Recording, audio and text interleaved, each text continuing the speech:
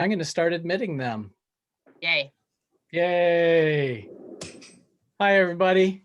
Welcome to the next installment of our Teach Outdoors Minnesota weekly workshops. The pictures that you're seeing right now are pictures from Joe. That's me speaking. These are pictures from the North Shore of Lake Superior that I was trying to figure out what to share. And you know what? I decided just to go to all my pictures of past Februaries. And so this is what February has looked like in the past. I used to go on adventures with actual real humans. That was an adventure. Yeah. I don't know what that is. Must have been a whiteout. But anyway, there's all kinds of great stuff happening around here. And I expect that we'll have steam coming off of Lake Superior. Actually, we have the past few days and all kinds of other good things. So as you enter, what we ask is that you play by all the normal Zoom rules. You know what those are by now. And if you don't, then it's about hush hush and do your best to put your questions right in the chat.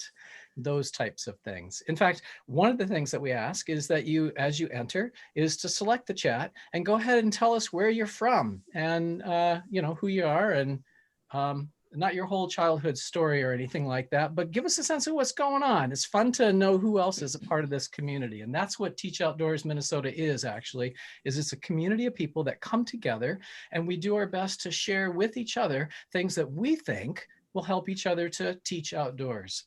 And so I just want to acknowledge that there have been a lot of people who have offered ideas. And as we're letting a few more people in here, I'll tell you that at the very end, especially if you have ideas of presentations you would like to see or presenters, or maybe you want to be the presenter, to put that in at the end, because we actually read the chat. And then what we do is we make modifications to our plans. And I want to acknowledge right off the bat that Mick Hamilton, thanks for being here. I think you're in the crowd already, had offered me an email and said, why is that still a whiteout again? I don't understand what's going on. Anyway, he said he had a good idea, and what's going to happen is we'll come together and we'll be the judge of that, Mick. So it'll be great, I'm sure. But again, thanks for being here. This is Teach Outdoors Minnesota, and our presenters today are all with us. And pretty soon here, I'm going to stop sharing this. Oh, we're still getting new people in. I think I'll let a few more people in here. And I'll babble again as you're entering. Thanks for joining us, Teach Outdoors Minnesota. Select the chat. Let us know where you're from so we get a sense of where everybody is from and maybe even why you're here or what you would like to provide for our community as well. So I was babbling there and Sue wasn't keeping me on track, but I guess I must not have done anything too bad. No. But there's Laura Duffey. Excellent. Good. So we're going to let her in as well. But what I'm going to do here is I'm going to pretty soon stop sharing some of the images that are from the North Shore here. And I'm going to pass it over to Benji Kohn and he and his team. Oh my gosh, he's got quite the team. They're going to be sharing a variety of things with us. What we ask is that you save questions, type them in the chat. Sue and I are going to be monitoring that chat, and that at some point we may ask somebody to actually use their own voice and ask the question, but sometimes we'll do it for you. But I think, Benji, I think that might be it. No, they're still showing up. Goodness gracious. I feel famous. You are famous, a rock star, an absolute rock star. Welcome everybody again. And so I'm going to turn it over to Benji here while I'm still also admitting some people. So I apologize if I end up doing the wrong thing, but I'm putting Benji right up front and center. We can all see him now. It's all yours. Yeah. Sir. Well, thank you. Now you're probably seeing my screen, so I disappeared. Absolutely. You're still here. Okay, great. Well, thank you, Joe, and the whole team over there. You guys are doing fantastic work, and I really appreciate you including the DNR and us in this presentation. I think it's a great idea. Eric from the Department of Education had this idea to pull together some of the resources the DNR has to offer and kind of just tell everybody a little bit about some of the resources we offer. So we're not doing a deep dive in any particular lesson plans or anything like that, but just a kind of high level overview of what we have to offer and and you can reach out to the contacts at the end and get more information on all these programs. And there's a lot of information. The DNR does a ton of work. There's a lot of information in here, and we'd be more than happy to help out any of you teachers and educators to use anything we have. So I'd like to thank Janine and Briedi and Laura for joining me, because they are the ones that really know their program. So with that, click on the screen there. We have 3 kind of nationally programs that we house within the DNR: Project Learning Tree, Project Wet, and Project Wild. So I'm going to have right away have Janine come on and talk a little bit about Project Wet.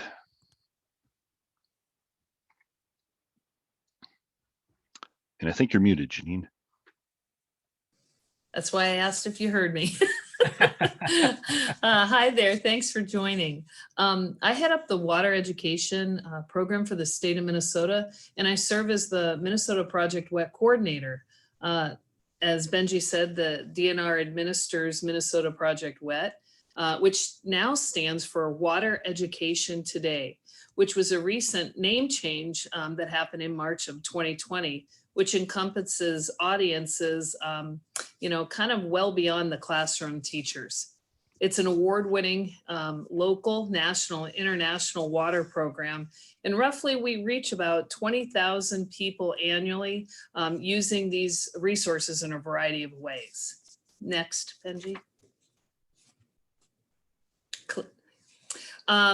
Here is a quick video that captures wet. Go.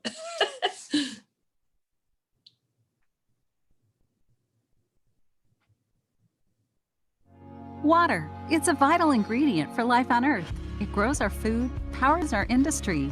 It keeps us clean and makes us happy. Life would not be the same without it.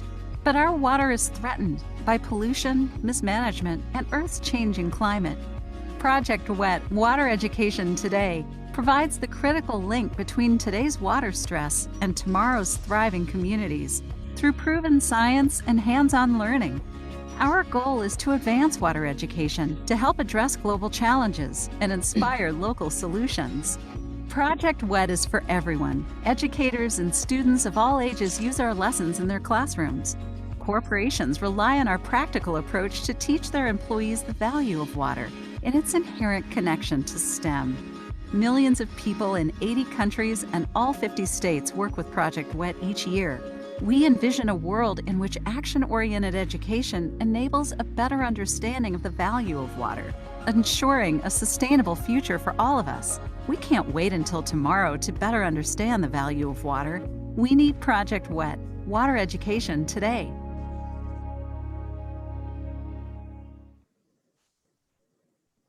Thanks a lot. You can advance. Not sure what's going on. Are you guys seeing a blurry screen? It's a little blurry on this particular. Yeah. Well, I'm not sure what's going on. It just cleared up. Okay. I thought it was my eyes and I needed to go grab my cheaters. So, okay, we're good. Project Wet focuses on educating future generations in and out of the classroom setting through quite a bit of interactive activities that make connections to solving real water issues through inquiry-based learning and sound science. Next. Next. Ben. Thanks. So basically, here's some numbers, more recent numbers with Project Wet globally. In 2019, Project Wet reached over 2.5 million people in 82 countries, 50 states, and 97 partner organizations around the world helped us do so. In all of which we were advancing water education while we're inspiring water solutions. Next. Okay, so then you think, oh my gosh, 2.5 million. Here's a little bit of a breakdown on how we use our resources and who we're reaching. And a big bulk of it in this quick little graph is the USA partners, which is the coordinators, as well as projects that the national office works on annually. Next.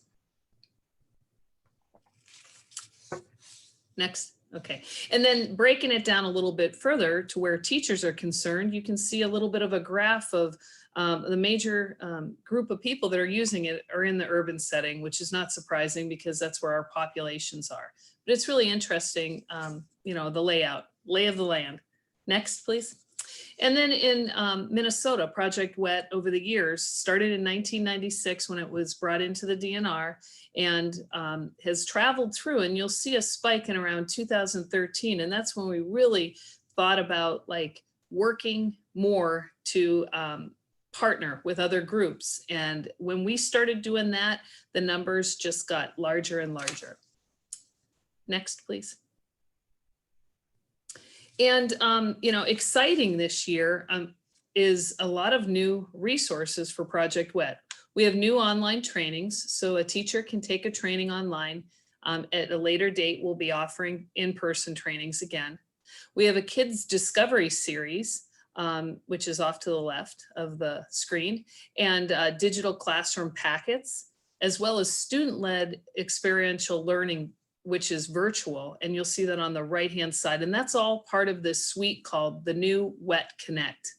And then also probably the shining star is the discoverwater.org is a website for students and youth, and it's really engaging. Teachers love to use it in the classroom, and so do the parents. Next. And we offer trainings, educator trainings, as well as facilitator retreats and professional development.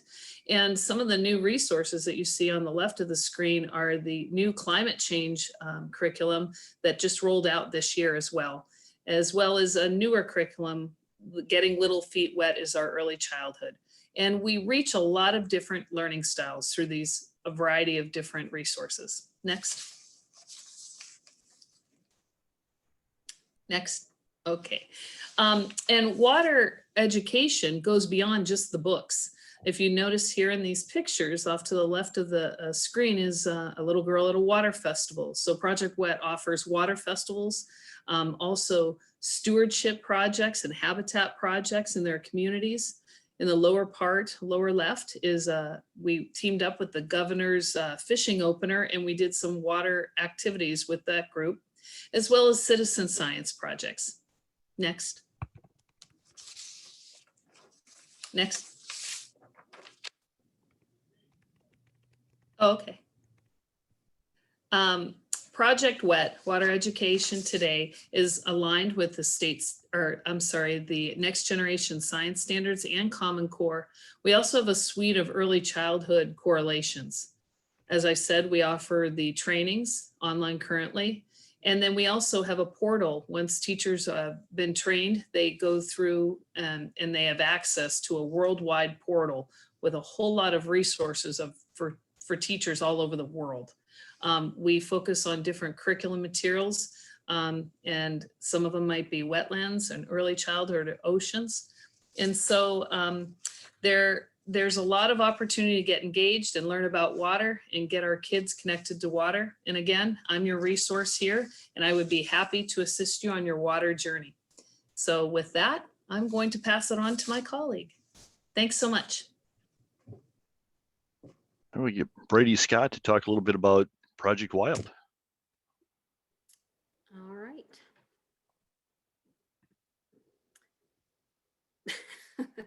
I don't see where I am. Go ahead and I'll get started. I want to welcome everybody today, and I'm going to be talking about Project Wild, which hopefully quite a few of you are familiar with. Not sure if you are, but hopefully you will be after today.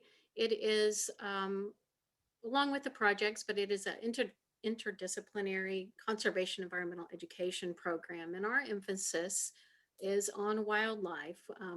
Feel like it's a really good basis for teaching about how ecosystems function and how all that goes together, and it capitalizes on the natural interest of kids and adults that they have in wildlife, and it provides a lot of hands-on activities for educators.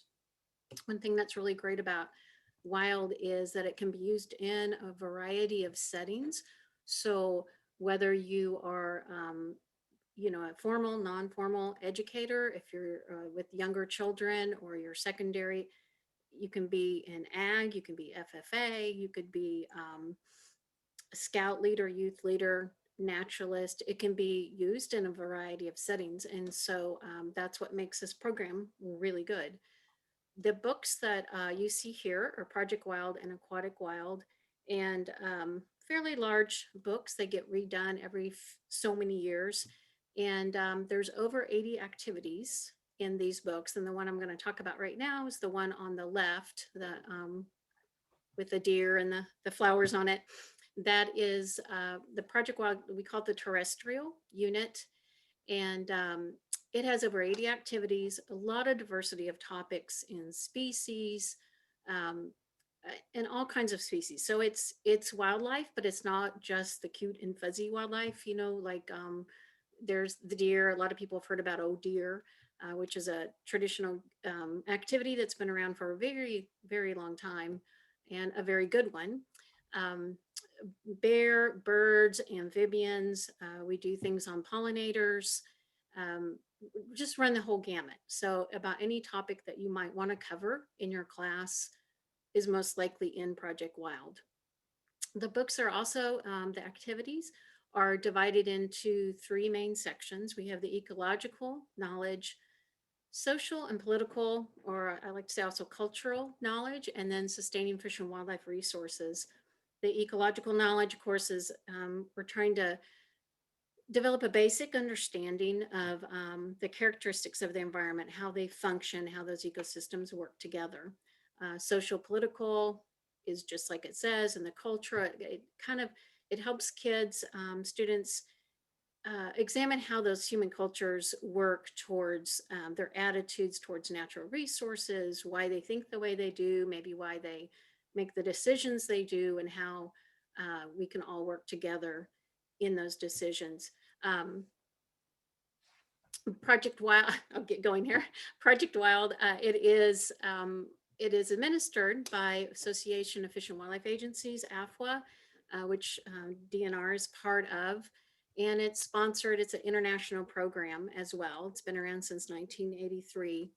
We work together, the state coordinators work together with other coordinators throughout the state, throughout the country. I'm actually pretty good friends with the Puerto Rico and the Japan coordinators, and they do amazing things in their country. And so we all work together towards the main goal. If you'll go next, please. The main goal of Project Wild, which is, it came about in '83, actually a little before that, but when the actual program got started in 1983, the goal has been just that: assist students of any age to be able to develop that awareness, skills, commitment, making good decisions, and learning about their natural resources and the natural world and the wildlife in it, and how to become good stewards in the environment, and just how they fit into that. Next. So the delivery model is very much like Project WET is. We like to say it's the train the trainer model. So as a state coordinator, I would train educators, whoever would come to our class, and then a lot of times those educators that have been through the training, they like it so much that they want to come back and get more trained as a certified facilitator. And so then they're able to go out and spread the word, do workshops, and in turn train that many more people. So right now, obviously with COVID, we're not being able to do our facilitator training and retreats and things like that, but hopefully in the near future, we will be doing that. I have quite a few college professors that teach it in their classes as well as part of their units for the pre-service educators.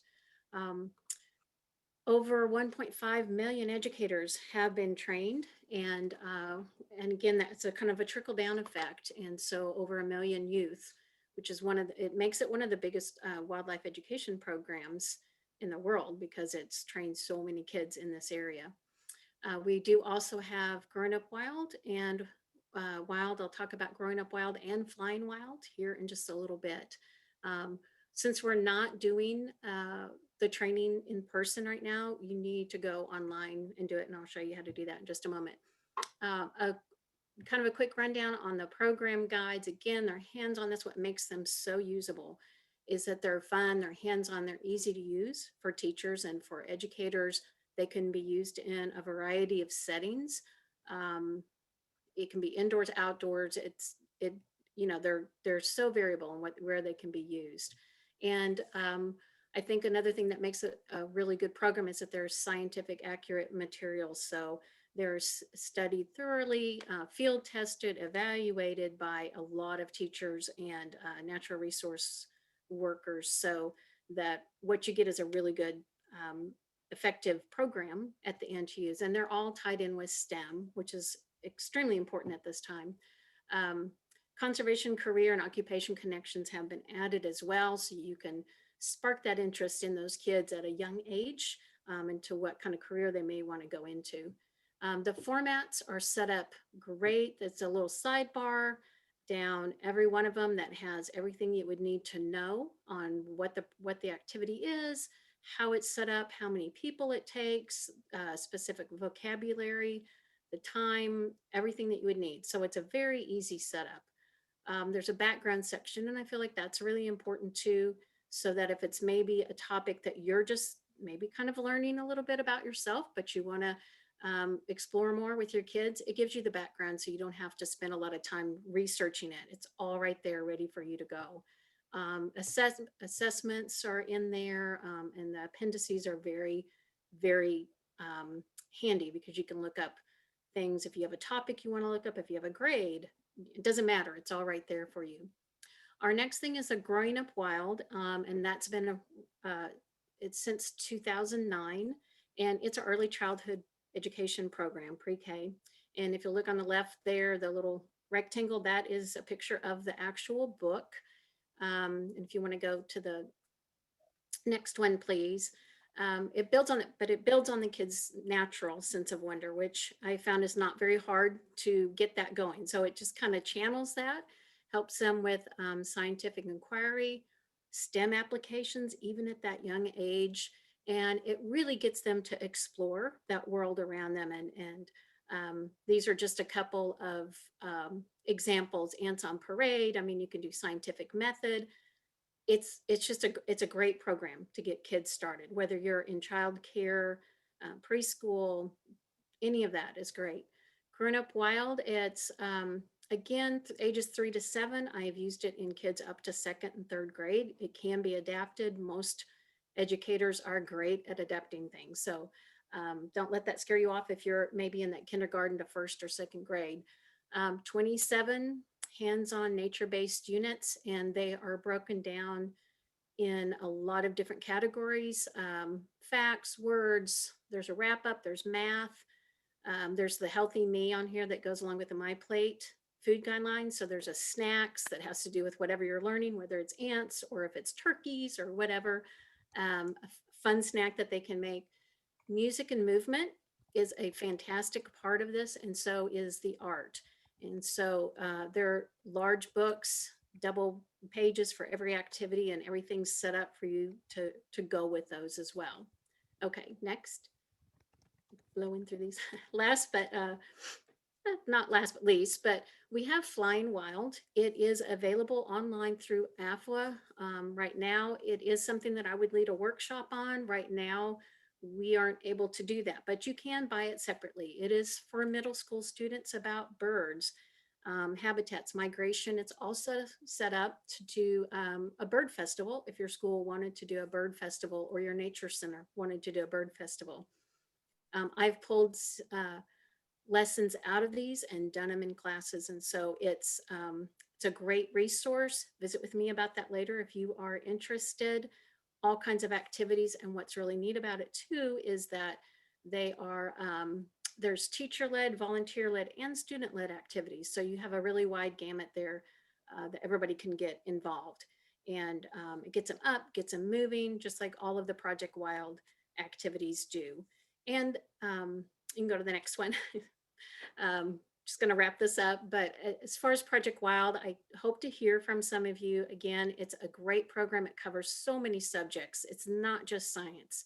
If you are interested in doing something with language arts or just the expressive arts, social studies, any of those things, these tie in all that together with your lessons, and you meet the standards in GSS, STEM, Common Core. It's all right there ready for you. You can contact me. I have to sign you up online. And right now it's Growing Up Wild. We're offering it for free. In the next month, it'll go into being $50 a person. So anyway, let me know. Contact me through the non-game program, and I can get you lined out. And we will have the regular Project Wild will be online until we're able to give the in-person teacher workshops. So. And I think I will hand it off to Laura next. Nice. Great. Thanks, Briedi. Yeah. This is Laura Duffey, and I don't recognize this slide. Okay. I forgot to take one out. Sorry, Laura. Okay. No problem. Usually if we're all in person, I would ask everybody who's listening to raise your hand if you've heard of PLT or Wet or Wild before, and I suspect many of you have. In fact, I suspect many of you may have come to a workshop or two in the past. And even if you haven't come to a workshop, it's probably a good chance that if you've done an activity outdoors, you've probably done a PLT Wet or Wild activity and didn't even realize it. They've been around for a long time, and they keep getting better because they're basically written for teachers, by teachers, and non-formal teachers as well.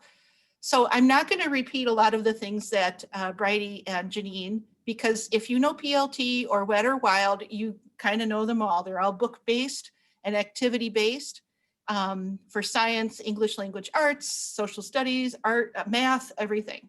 So the only thing that's a little different is that Project Learning Tree's content is about trees and forestry and land use. And that's my web page if you ever want to just hop over there. So what PLT does, just like Wild and Wet, is we offer professional development. That's the purpose of the program, is to help you all improve your environmental education skills. And you are the professionals. So we try to offer in-person workshops. Obviously, those are the fun ones. But right now we have online workshops instead. So they're not as fun, but they're available and they're there, and you can get your CEUs. So if you want to take a quick peek at the different courses that are offered, you can, there's an early childhood course, the K-8 book that most people are more familiar with. One is on green schools. So if your school is thinking about improving their energy use or water use or environmental air quality, that kind of thing, students do an audit of the school, of those, they measure those variables, and then they engineer some solutions and then present a solution to maybe your school board or something. So that's the green schools. Then there's these 3 e-units and online courses. And so these are 3 more specialized units. One's on energy and ecosystems for grades 3-5, one's carbon and climate, and one is tremendous science for grades K2. And they've been awfully popular. Okay. Oh, and I got green schools up there twice. Well, that's how it works. Then we also have there's also a suite of activity guides, just like Wild and Wet. So to not get into too much details, we have the early childhood, K-8 and green schools. There's several high school modules that are available. So if someone's a high school teacher, just give me a call and we can go over those. They're also described on the PLT webpage. But that's the activity guides. And so you can see one of our facilitators there, Karen, working with, she's doing a tree cookie activity with her class. That's probably a popular lesson that maybe you've already done, is something like that. Keep going. Next slide, thanks. So one thing that I try to do for Project Learning Tree in Minnesota is I really work hard to keep up these resource pages. So my job is to take this big national curriculum and bring it home for you. So you do how big is your tree? Great. How do you measure a palm tree? I don't know if that's in the book, but here I'm bringing it home for you. So I've collected some of these handouts from other teachers around the state and put them on the webpage. So you can select an activity, and there's some quick and easy take home now handouts for you or your students on this page. So take a peek at those Minnesota resource pages. Go back. The other part of them to bring it home to you is that there's correlations certainly to the Common Core and NGSS, but I also try to make sure that the activities are correlated to the Minnesota standards as well. And we have a workshop facilitator community. So when we're back into a little bit more normal times, one thing, if somebody's very enthusiastic about any of the projects, Learning Tree, Red or Wild, we would love to have you come aboard and help us facilitate workshops to other teachers around the state. Okay, now Benji. All right, so that was PLT. And PLT is related to some other things we have in the Division of Forestry. Here's one. This is a freebie. It's kind of buried in the DNR website, but I really want to point it out. Despite the title, Teacher's Guide to Arbor Month, just so you know what's in it, there's actual real use now activities in the book. So if you Google that title, A Teacher's Guide to Arbor Month, you will get these lessons right now. So that's another resource. And you can go. And same with the DNR's wildfire prevention activities. We have a bunch of those as well. So Smokey Bear, everybody knows Smokey Bear, but there's some lessons and materials ready to go, and also some on Firewise communities. And those are pretty higher level activities. They're for high school.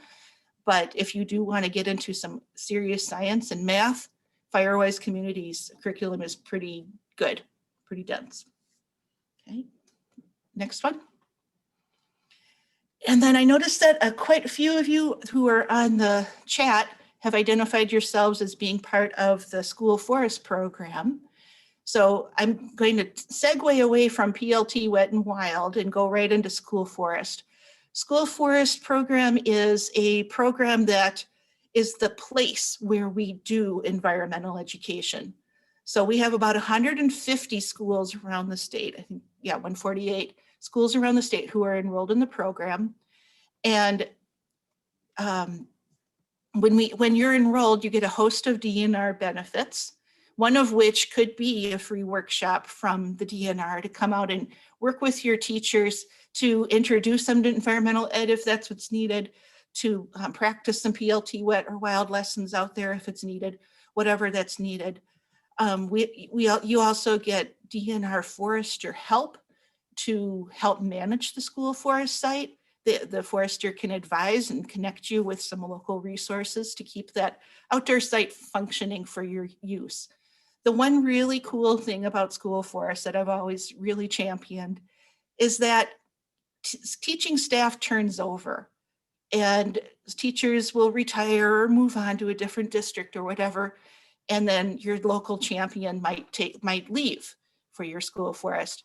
Because it's enrolled in the DNR program, the DNR helps your school stay active. If you get a new principal or a new staff or whatever, we keep you going in the program. Because our goal is to just help you get those kids outdoors and using your outdoor classroom site in the school forest. You have at least one tree to be in the program. So it's not limited to just, these beautiful up north places with acres and acres of trees. If you can see that cluster in the Twin Cities, there's plenty of school forests right in the metro area. The smallest one is 1/4 of an acre, and it has 50 trees on site. And we know that because we had to plant every one of them.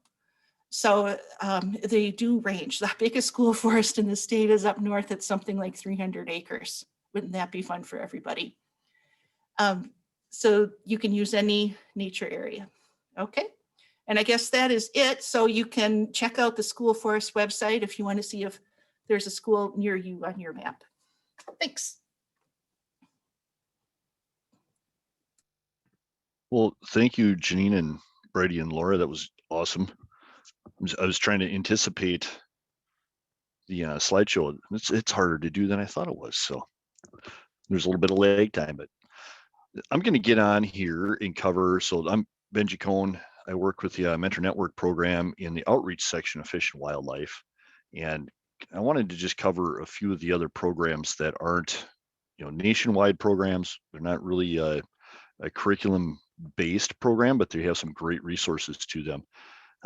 One of them is the Minocqua Leaders Guide. Minocqua was developed several years ago, mainly for grades 3 through 5. And there's 39 lessons involved in there. And I just got a quick little video talking about it and kind of showing you how to get there, because our website's really good, but you can type up in the search bar how to find stuff, but sometimes it's a little wonky to click around. So to find our Minocqua pages, it's easiest to come to the Education Safety tab, go down to Natural Resources Education, and click on Minocqua. From here, you can go to the Leader's Guide. You can go to an image library, which has some great resources and images, the information tackle box, Peer Notes, which has some great tips and ideas on fishing, Fish Watch, which is another fun activity to check off the fish you catch. Let's get some links to a fly fishing page, links to other fishes in Minnesota, and some great resources and lessons on fisheries management and hatchery tour primer. If we click on that one, for example, we can scroll down. It gives you some good ideas about where to go for hatchery tours, and it links to some of the lessons in our Leader's Guide that would be relative to that activity. If we go back here, click on the Leader's Guide, it'll bring up the Leader's Guide here where you can download all of those 39 lessons. Most of these are geared to grades 3 through 5, but they're really great, and they have some great resources and great visual cards to help teachers and educators out.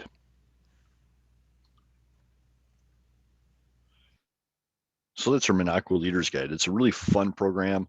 We get a lot of after-school programs that use this, a lot of summer camps that use the Leaders Guide. And even if you're doing stuff in your classroom, I know there's a few teachers on here that have done like Trout in the Classroom program. There's some great resources for pictures and other topics on there too. So Fishing in the Neighborhood is a program that's designed to increase angling opportunities and public awareness and environmental stewardship within the 7-county metro area.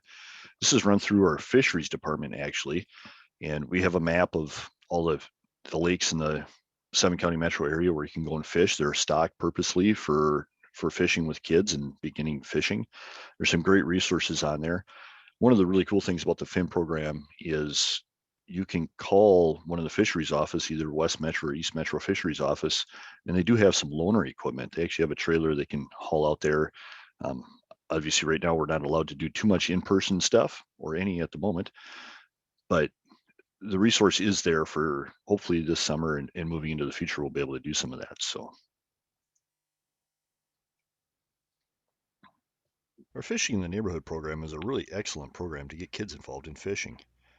Again, if you clicked on Education and Safety, down to Natural Resources Education, and come over to the left-hand side where it says Fishing in the Neighborhood.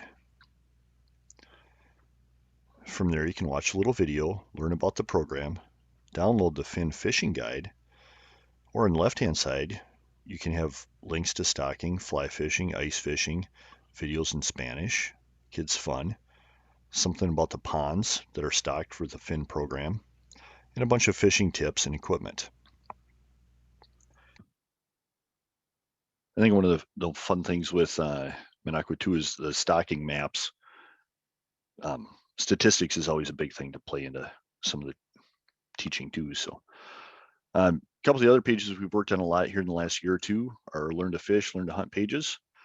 We're getting a lot of educators, especially in the summer school and after school programs, that they're really helping us out. We have volunteers through the conservation officers that they go out and, oh, I forgot I'm on the wrong page, sorry. On the Learn to Fish and Learn to Hunt pages, just to get some good information out there for kids that are pursuing more in the hunting and fishing side. I'll talk a little bit in this video about on the Learn to Fish pages a little bit more. Our Learn to Fish and Learn to Hunt pages are a great resource for those people looking to get into more fishing and hunting as part of your camps or after school programs. To find them, you go under our homepage and just go down to fishing. If you go to hunting, you will find the Learn to Hunt page, but I'll explore the fishing pages. Go to Learn to Fish. Before I go there, I want to point out we do have a Spanish link right here that most of our pages are translated into Spanish.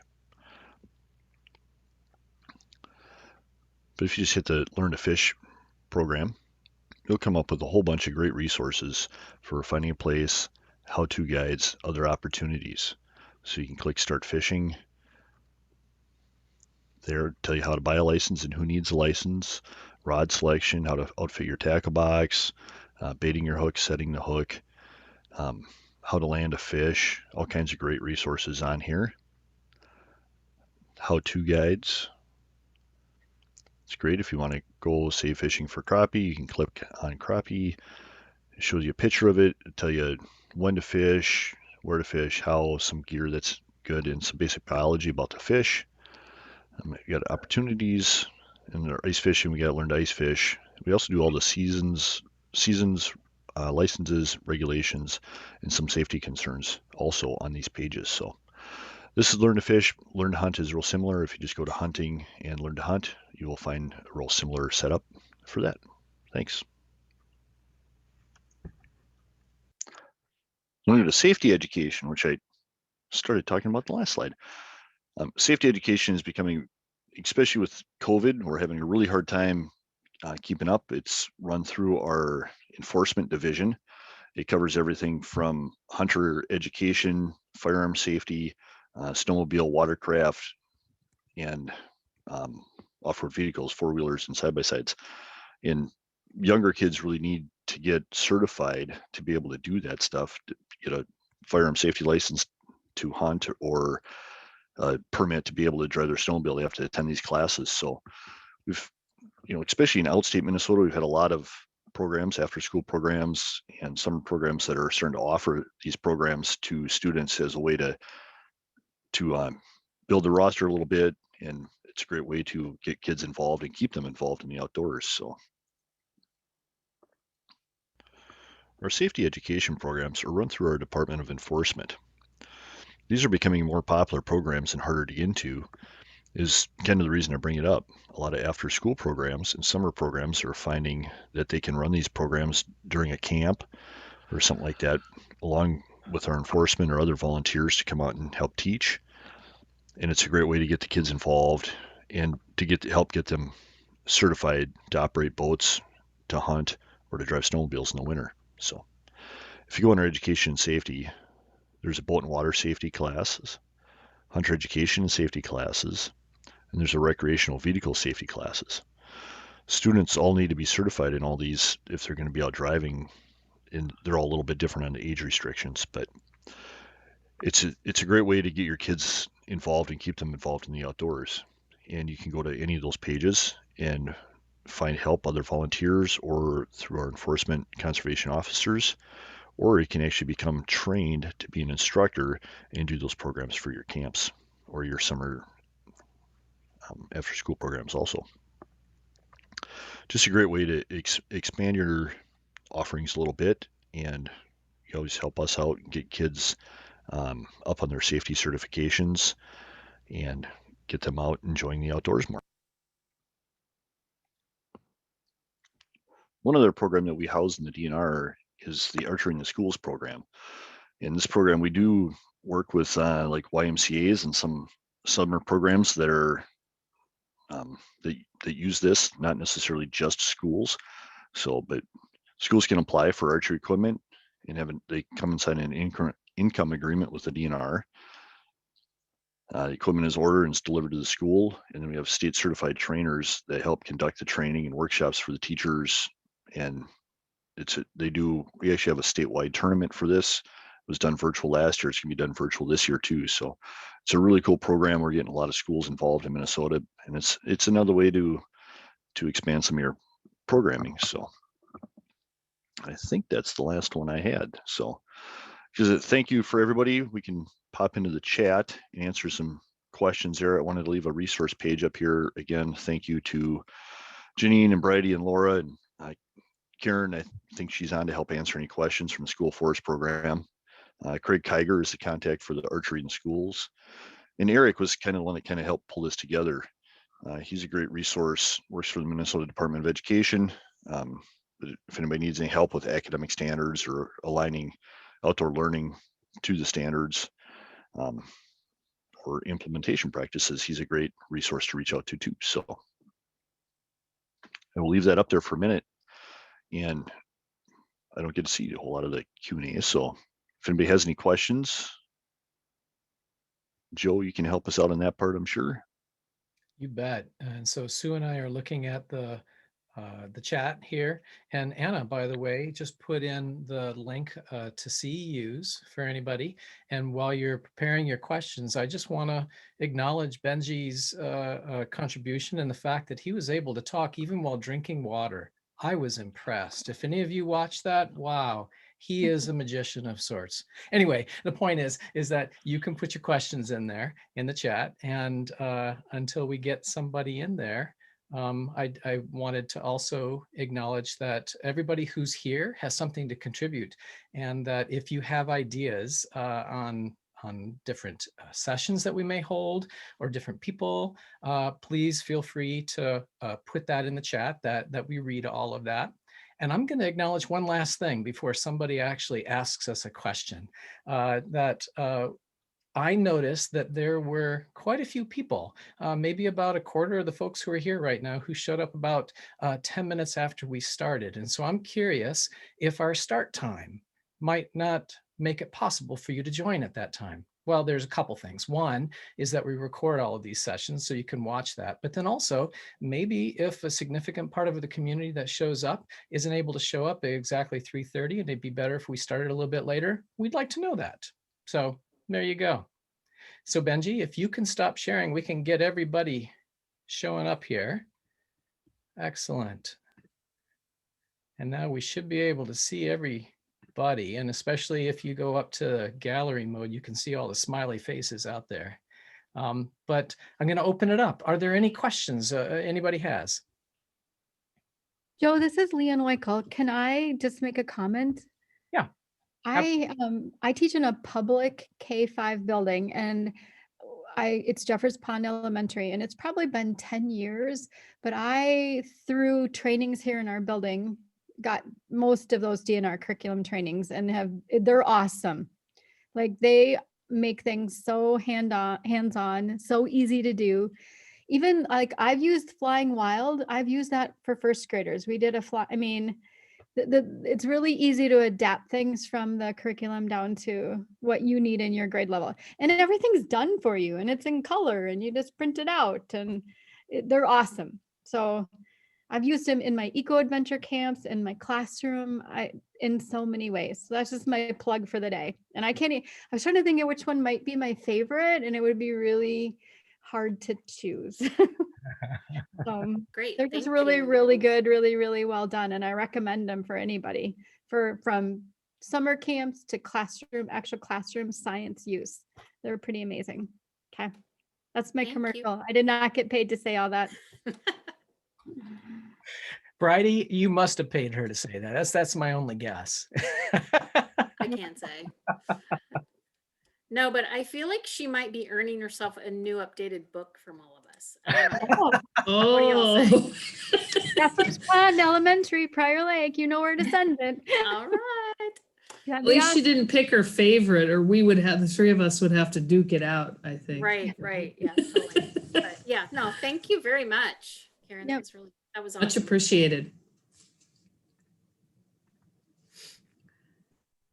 So I can't believe teachers are so quiet. That's unheard of. What's going on? I'm sorry, whoever is MT has a good question about a minimum number of students, but I'd like more information about that question. So MT, you get to speak wherever you are. If you can. Can MT? Yeah, those are my initials. My name is really Mai. And so I asked that question because in our 21st century program, I was thinking maybe if we had like a course that's specifically for, this set, pick a set of curriculum and have that course evolve around that. Or is there a perfect amount of students that would be recommended so for something like that to work for a curriculum? Because a curriculum, there's various kinds, and so maybe some curriculum maybe needs some, a set amount of number of students, and I just wasn't sure if that was an issue at all. Maybe it's not. I'll tell you, I can speak, I think, for all three programs, is when we'll just talk about what's in the books. There's a suite of books, whether it's Wild, Wet, or PLT. And I know PLT has 96 activities in its K-8 guide, and I think it's the same for Wet and Wild around that. So MT, there's some activities that would work for 3 kids or 1 kid. There's some that work for 30. You just have to go through the book and see what works for you. Okay, thank you. Yeah. That's a good question. Yeah, it's a real good question. And I think, a lot, I can speak for our curriculum, my curriculum, it can be adapted. So if you need help with that, if you've already gone through the Oh, you got quiet. I think Eric has a question, or at least he's trying to get our attention here. Yeah, I was hoping to make a comment. I put a link to a survey that we do after each of our 21st Century Wednesday webinars. Today we combined our 2 Wednesday webinars. But if folks have questions about, I see some about training costs for training teachers, things like that. If we see a lot of that, there might be things that the Department of Ed can help do to help sponsor something to help cover extra costs too, because outdoor programming is going to be so essential this summer to help kids get ready to learn and be ready for next fall. And there's a lot of resources coming from the COVID relief towards summer. And so we just want to, please do use that link, even if you're not one of my grantees, because your feedback is really important to us as we work with our partners, both other state agencies as we have today and our community partners from Teach Outdoors, to help get you the resources you need and the curriculum you need, so you're not, anything we can do to help make this less stressful for you, please let us know. It's great. Thanks, Eric. I know I heard a couple people said they had a little challenge with some of the videos. So if you go on any of the, on the home page or the DNR website, and just type into that search panel up there, any of the projects we talked about, Wet, Wild, or Learning Tree, the school forest, or Minocqua, education safety training, any of that stuff, and search for that, you'll be able to pop that information up and get that. And again, it is recorded. We'd be happy to talk to any of you if you have any questions, and reach out and contact any of us. So. Yeah, just to answer Leanne's question about the number of teachers that need to be in attendance, that would probably depend on the school. So reach out and ask. That's all I can ask. Don't worry about that. Don't worry about a minimum number, just ask.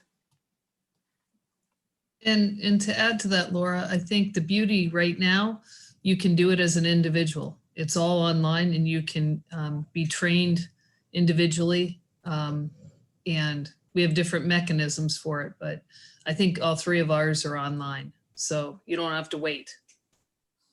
You can do it tomorrow.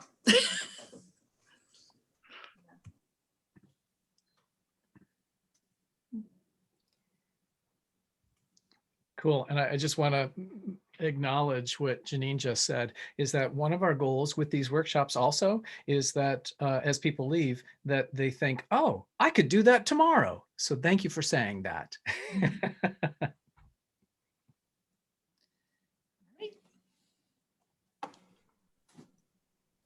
Very good. Thank you. Any other questions or comments? Or go through it with summer staff. Yep. Yep. Oh, my mic is on. I'm just reading the things out loud. I didn't mean to- Good question, Eric, or good statement, Eric. Okay. Oh, goodness. The Excellent. joy of the virtual world, right? Well, Well, Joe, it seems like a couple people think that maybe starting at 4 would be good. So maybe there's a way that if Anna's on, we could do some kind of survey and see. sure. And so I think that what'll happen is that as people leave, or now, if you put in the chat a time that works for you, and if this time really works, we're not going to be able to meet everybody's needs. And so sometimes if it's a little bit later, that means it goes later. So just leave that kind of feedback, and we can get a sense as to whether we're going to change it. But other than that, just know that we record these, and so we're going to make them available all the time, even if you do show up a little bit late. Where would they find those, Joe? So they would find these on the website, on the Teach Outdoors Minnesota website, and that, oh my gosh, you put me on the spot, Benji. So I'm There's a tab that says webinars, and you're going to be able to see right where the webinars are. And they've gone all the way from our first ones in January through February and on to the end of the school year. Oh, Anna, thank you. You got the link in there. Yeah. Hannah and Sue are the magicians behind anything that I do. So I'm so glad that they're here to take care of this.